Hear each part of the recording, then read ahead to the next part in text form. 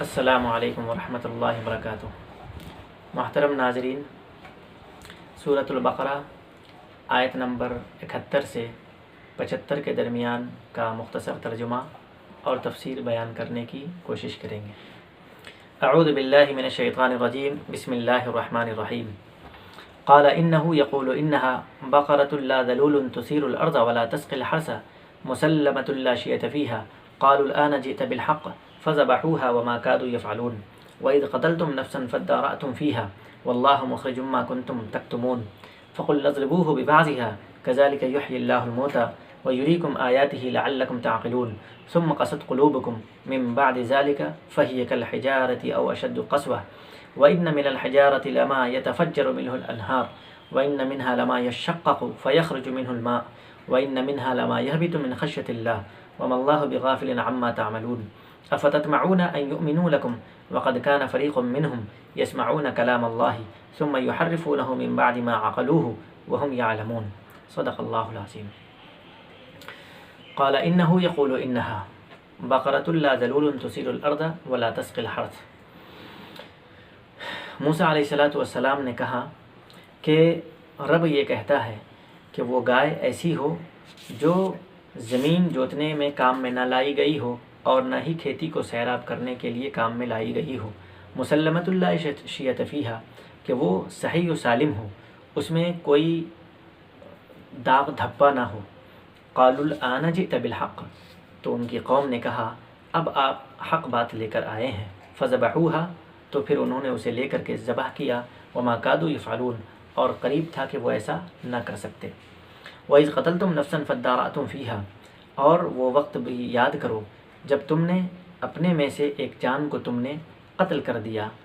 اور پھر تم اس میں جھگڑنے لگے۔ وَاللَّهُ مُخْرِجٌ مَا كُنْتُمْ تَكْتُمُونَ، اور اللہ رب العزت اس کو ظاہر کرنے والا ہے جس کو تم چھپاتے ہو۔ فَقُلْ نَضْرِبُوهُ بِبَعْضِهَا، تو ہم نے کہا کہ اضربوه ببعضها، اس کا بعض لے کر، یعنی ذبح شدہ گائے کا بعض حصہ ایک ٹکڑا لے کر کے اور اس کے جسم کو مارو۔ کذالک یحیی اللہ الموتى ویریکم آیاتہ، اور اسی طرح سے اللہ رب العزت مردوں کو زندہ کرے گا اور وہ تمہیں اپنی آیتیں دکھاتا ہے۔ لعلکم تعقلون، تاکہ تم سمجھو۔ ثم قست قلوبکم من بعد ذلک فہی کالحجارۃ او اشد قسوۃ، پھر تمہارے دل سخت ہو گئے اس کے بعد، تو یہ دل ہو گئے، یہ قلوب ہو گئے پتھر کی طرح سے، بلکہ اس سے بھی زیادہ سخت۔ وَإِنَّ مِنَ الْحِجَارَةِ لَمَا يَتَفَجَّرُ مِنْهُ الْأَنْهَارُ، اور پتھروں میں سے تو بعض پتھر ایسے ہوتے ہیں کہ وہ پھٹ جاتے ہیں اور اس میں سے نہریں جاری ہو جاتی ہیں۔ وَإِنَّ مِنْهَا لَمَا يَشَّقَّقُ فَيَخْرُجُ مِنْهُ الْمَاءُ، اور پتھروں میں سے بعض پتھر تو ایسے ہوتے ہیں کہ وہ پھٹتے ہیں تو اس سے پانی نکل آتا ہے، اور پتھروں میں سے بعض پتھر تو ایسے ہوتے ہیں کہ اللہ کی خشیت سے وہ لڑھک جاتے ہیں، گر پڑتے ہیں۔ وَمَا اللَّهُ بِغَافِلٍ عَمَّا تَعْمَلُونَ، اور بلا شبہ اللہ غافل نہیں ہے اس چیز سے جو کچھ تم کرتے ہو۔ أَفَتَطْمَعُونَ أَن يُؤْمِنُوا لَكُمْ وَقَدْ كَانَ فَرِيقٌ مِّنْهُمْ، کیا تم لوگ امید رکھتے ہو اس بات سے کہ وہ تمہاری بات کو مان لیں گے؟ وَقَدْ كَانَ فَرِيقٌ مِّنْهُمْ، جبکہ ان میں سے ایک فریق ایسا ہے، يَسْمَعُونَ كَلَامَ اللَّهِ، ایک فریق ایسا ہے جو اللہ کے کلام کو سنتا ہے۔ ثُمَّ يُحَرِّفُونَهُ مِن بَعْدِ مَا عَقَلُوهُ، پھر وہ اس کو بدل دیتا ہے بعد اس کے کہ وہ اس کی سمجھ بوجھ رکھ رہا ہے، یعنی جانتے بوجھتے اس میں تحریف کر دیتا ہے۔ وَهُمْ يَعْلَمُونَ، اور اس حال میں کہ وہ اس کو جان رہا ہوتا ہے۔ قَالَ إِنَّهُ يَقُولُ إِنَّهَا سے جو تذکرہ چلا آ رہا ہے، یہ واقعہ بنی اسرائیل میں ایک شخص کے قتل ہونے کے بعد اس کے قاتل کا پتہ نہیں چل رہا تھا، جیسا کہ ہم نے پچھلے ویڈیو میں بتایا کہ ایک بھتیجے نے اپنے چچا کو قتل کر دیا اور اس کے مال کا وہ قبل از وقت وارث ہونا چاہا، تو اس کے قاتل کا پتہ نہیں چل رہا تھا کہ قتل کس نے کیا ہے۔ اس واسطے اس قوم میں جھگڑا پڑ گیا تھا، تو اس جھگڑے کو رفع کرنے کے لیے قوم نے موسیٰ علیہ السلام سے درخواست کی کہ مجھے بتا دیا جائے یا اپنے رب تعالیٰ سے دعا کر دیں کہ اس قاتل کا پتہ لگ جائے اور یہ معاملہ کسی طرح سے دور ہو جائے۔ تو اللہ رب العزت کی طرف سے حکم ہوا تھا کہ اس گائے کو ذبح کرو اور اس کا بعض حصہ، یعنی گائے کا ایک ٹکڑا، ذبح شدہ گائے کا ایک ٹکڑا لے کر کے اس کے جسم سے مس کرو تو قاتل زندہ ہو کر کے بتا دے گا۔ تو اس گائے کو ذبح کرنے کے سلسلے میں انہوں نے قیل و قال شروع کر دیا، اس حکم کو پورا کرنے کے لیے قیل و قال شروع کر دیا، موسیٰ سے بار بار سوال کرنا شروع کر دیا کہ بتائیے وہ گائے کیسی ہو، اس کا رنگ کیسا ہو، اس کی عمر کیا ہو، وہ گائے کس ٹائپ کی ہو، کس طرح کی ہو۔ تو اسی کا سلسلہ چلا آ رہا ہے۔ تو جب انہوں نے یہ کہا کہ اس طرح کی بہت سی گائیں ہیں، ان البقرہ تشابہ علینا، ہمارے اوپر مشابہ ہو گیا ہے، ہم کس گائے کو لیں کس کو نہ لیں، تو اللہ رب العزت کی طرف سے یہ تیسری شرط تھی، تیسری مرتبہ میں یہ شرط لگائی گئی کہ وہ گائے اس طرح کی ہو جو زمین میں جوتنے کے استعمال میں نہ لائی گئی ہو، زمین کی سیرابی اور سینچائی کے لیے استعمال میں نہ لائی گئی ہو، اس میں کوئی داغ دھبا نہ ہو، اور بالکل کہیں پر سے وہ کٹی پٹی نہ ہو، کان کٹا دم کٹا یا اس طرح سے کوئی عیب اس میں نہ ہو، اس طرح کی گائے کو تلاش کرو۔ قالوا الآن جئت بالحق، تب انہوں نے کہا کہ اب آپ حق بات لے کر کے آئے ہیں، تو انہوں نے اس کو لے کر کے ذبح کیا۔ اب یہاں دیکھنے کی بات ہے کہ اسی قوم میں ایک ایسا لڑکا بھی تھا جو ماں باپ کا نہایت فرما بردار اور اطاعت گزار اور خدمت گزار تھا، تو اسی کے پاس سے یہ گائے ملی جس میں یہ ساری شرطیں پائی جا رہی تھیں، اور وہ نہایت غریب تھا، اس کی ماں بیوہ جو تھی وہ بھی غریب تھی، اسے پیسوں کی سخت ضرورت تھی۔ اللہ رب العزت نے ویسی ہی نشانی اس کے اندر دکھا دی کہ اس کو وہ گائے ملی۔ تو جب بھی وہ کہتے تھے کہ اس کے بدلے گائے دے کر کے ہم لے لیں، تو اس نے انکار کر دیا، تو اس کے بدلے 100 گائے دے کر کے ہم لے لیں، تو بھی اس نے انکار کر دیا۔ تو اخیر میں طے یہ پایا کہ اس گائے کے وزن کے برابر سونا دے کر کے اس گائے کو لیا۔ اب یہاں دیکھنا یہ ہے کہ نبی کے ساتھ قیل و قال کرنے کا وبال یہ آیا کہ اس جانور کے عوض میں سونا دیا گیا، سونا اس جانور کے وزن کے برابر سونا دے کر کے وہ گائے حاصل کی گئی، اور ماں باپ کی خدمت اور اطاعت کا یہ صلہ ملا کہ اسے جو ہے اس گائے کے وزن کے برابر اسے دولت حاصل ہو گئی۔ تو ماں باپ کی خدمت سے دنیا میں بھی نیک نامی عطا ہوتی ہے، اللہ کی طرف سے انعامات کی بارش ہوتی ہے، اور آخرت میں تو جو انعام ملنا ہے وہ تو ہے ہی۔ فَذَبَحُوهَا وَمَا كَادُوا يَفْعَلُونَ، تو پھر انہوں نے اس کو لے کر کے اس کو ذبح کیا، اور قریب تھا کہ وہ ایسا نہ کر پاتے، یعنی اگر وہ لڑکا جو گائے جس نے فروخت کی ہے اگر وہ نہ فروخت کرتا، اگر وہ نہ دینے کو تیار ہوتا، تو ان کے لیے وہ گائے کا ذبح کرنا بہت مشکل کام بن جاتا۔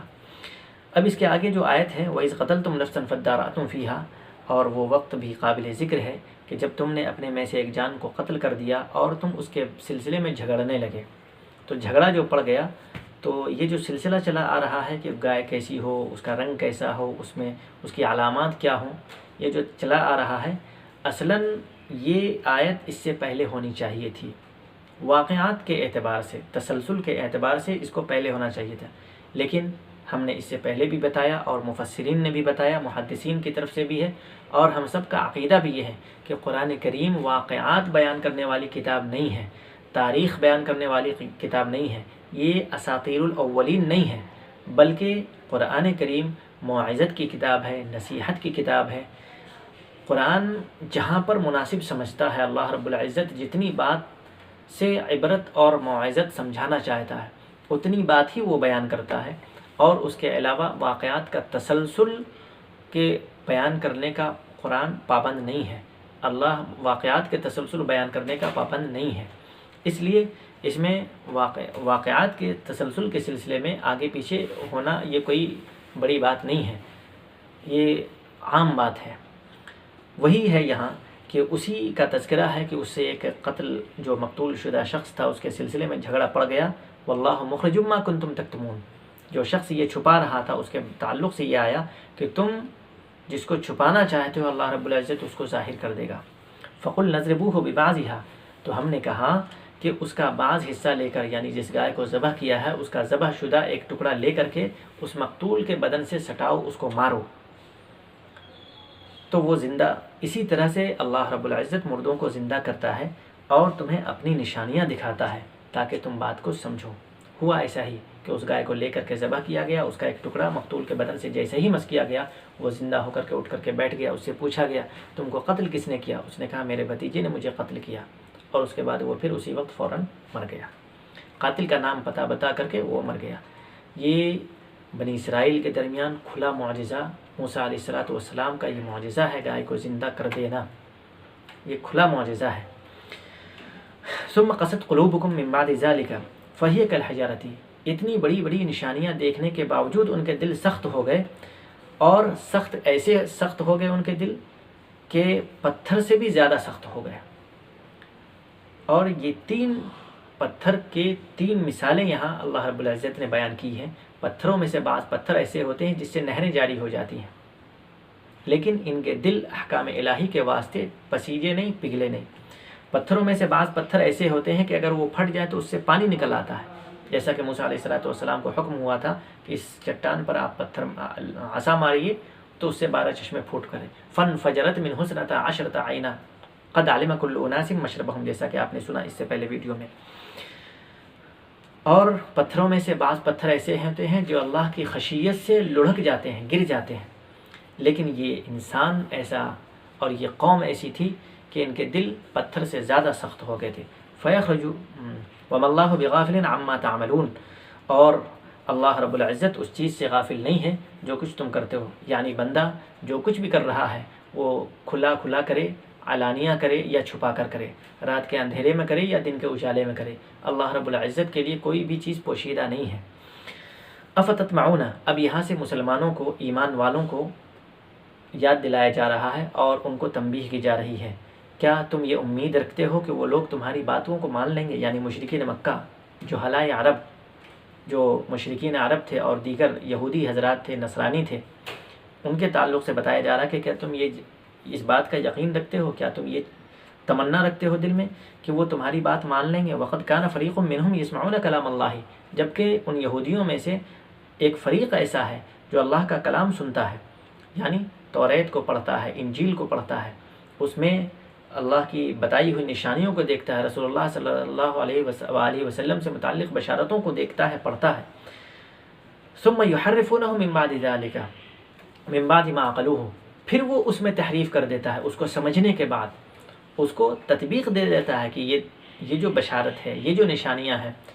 یہ رسول اللہ کے تعلق سے ہیں، یہ جو احکام ہے، اس احکام کو سمجھتا ہے، احکام کو سمجھنے کے باوجود اس میں وہ تحریف کر دیتا ہے۔ وہم یعلمون، اس حال میں کہ وہ اس کو جان رہا ہوتا ہے کہ میں تحریف کر رہا ہوں، پھر بھی چونکہ ان کے دل سخت ہیں، اور دل جب بندہ گناہ کرتا ہے تو اس کے دل پر ایک دھبا لگ جاتا ہے، پھر دوسرا کرتا ہے تو دوسرا لگ جاتا ہے، اگر وہ سچی توبہ کر لیتا ہے تو دھل جاتا ہے، ورنہ لگا رہتا ہے، اور یہاں تک کہ گناہ کرتے کرتے اس کی شناعت اس کے دل سے نکل جاتی ہے، کوئی خیر کی بات اس کے دل پر اثر ہی نہیں کرتا۔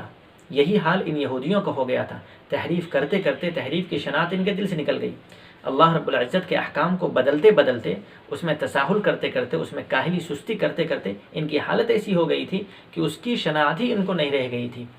تو یہ رسول اللہ صلی اللہ علیہ وسلم سے متعلق پیشن گوئیاں اور توریت اور زبور میں جو احکامات خداوندی موجود تھے، ان کو پڑھ کر کے بھی، اس کو سمجھ کر بھی اس پر عمل نہیں کرتے تھے۔ تو یہی حالت تھی ان کی۔ اللہ رب العزت سے دعا ہے کہ ہمیں قرآن کو سمجھنے، اس کو پڑھنے اور اس کو زیادہ سے زیادہ نشر و اشاعت کرنے، اس کی تبلیغ کرنے، اس کو پھیلانے کی توفیق عطا فرمائے، اور اس پر عمل کی سب سے پہلے مجھے اور آپ سب کو عمل کی توفیق عطا فرمائے۔ اللہ رب العزت سے دعا ہے ہمیں کہنے سننے سے زیادہ عمل کی توفیق عطا فرمائے۔ وآخر دعوانا ان الحمد للہ رب العالمین۔